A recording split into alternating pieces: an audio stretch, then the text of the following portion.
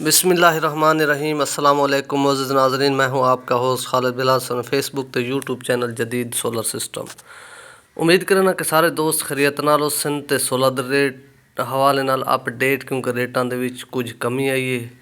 तां मज़ीद भी इंशाअल्लाह जेह्ड़े रेट हैं पे उम्मीद है कि कम थिवण दे इम्कान हैं पे, क्योंकि इस टाइम मार्केट की जी पोजीशन है पी बिल्कुल फ्री माल हैं पे, डिमांड भी नॉर्मल है पई और आने वाले टाइम के जी पोजीशन दसने पैन कि काफ़ी दोस्त ये पुछते पैन कितने रेट एक अप थिवण दे इम्कान हैं या अप कदा थी सन, लेकिन मार्केट के सारे अपने इंदे मुताबिक या जी फिलहाल जी पोजीशन नज़र दी पे उनके मुताबिक तकरीबन ही रेट थी भी रहे वैसन, तकरीबन बस रुपया दो कहीं वेले अप थी वैसन या डाउन थी वैसन, बस जी पोजीशन में चलती भी पई है। यानी कि पहले जिमें 28 तक एंड टाइप कनेडियन जिनको दे माल आए तो इस टाइम 30 31 की पोजीशन खड़न था या बस ज़्यादा जिस वे कोई थोड़ी शार्टेज वगैरह थी तो 35 तक लगे वैसे, यानी कि ज़्यादा कोई पहले वाले हालात के मुताबिक बहुत ज़्यादा अप दे इम्कान कोई नहीं सीजन के उत्ते,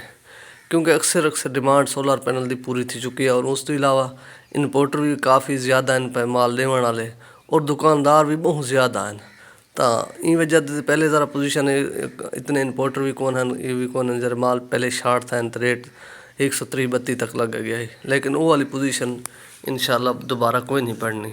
बस ये ही मार्केट चलती रहती 2-4 रुपये उत्ते 2-4 रुपये तले, तकरीबन रेट फिलहाल जी पोजीशन नज़र दी पई थी भी रासन ज़्यादा अप थिवण दे इम्कान भी कोई, ज़्यादा डाउन थिवण दे भी कोई नहीं।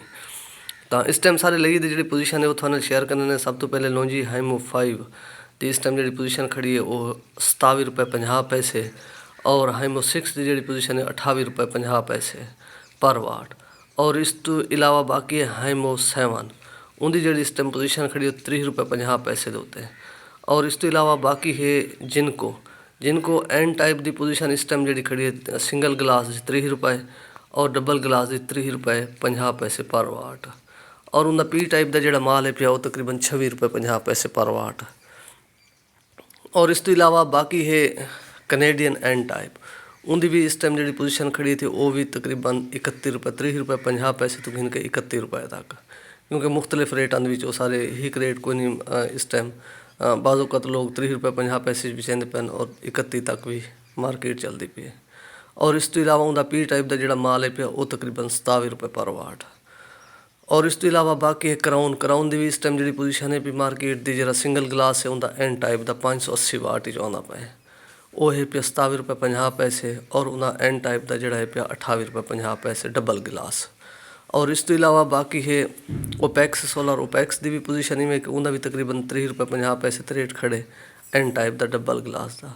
और इस तो इलावा बाकी है जे ए की भी पोजीशन इवें उनका भी मार्केट इस टाइम जी खड़ी थी एंड टाइप की 29 रुपये डबल गिलास की, और उनका जोड़ा पी टाइप का माल है पिया वो तकरीबन है 26 रुपये 50 पैसे, और इस तो इलावा बाकी है एस्ट्रो एनर्जी की पोजीशन इवें कि उनका भी इस टाइम मार्केट तकरीबन 28 रुपये एंड टाइप डबल गिलास, तो बाकी है उनका पी टाइप का वो तकरीबन 25 रुपये 50 पैसे पर वाट, और इस तो इलावा बाकी है क्यू सैल की भी पोजीशन में कि उनका भी इस टाइम रेट जोड़ा है पिया तकरीबन 26 रुपये तो दोबारा एंड टाइप डबल गिलास, और उनका जोड़ा पी टाइप है वो तकरीबन 25 के लगभग है पिया, और इस तो इलावा बाकी है ओसडा की भी पोजीशन इस टाइम में उनका भी 27 रुपये पर वाट खड़े थे डबल गिलास एंड टाइप का, और इस तो इलावा बाकी है या ट्रीना की भी एंड टाइप की जी पोजीशन इस टाइम मार्केट की खड़ी है वो भी तकरीबन 28 रुपये पर वाट के उत्ते खड़ी है 28 साढ़े 28 के उत्ते, क्योंकि बाकी जो बी ग्रेड के पैनल हैं उन्होंने भी इस टाइम पोजीशन 22-23 रुपये पर वाट तो है पई मुख्तलिफ कंपनियों के। बाकी इन अपना ख्याल करे सो दे सो इजाज़त, अल्लाह हाफिज़।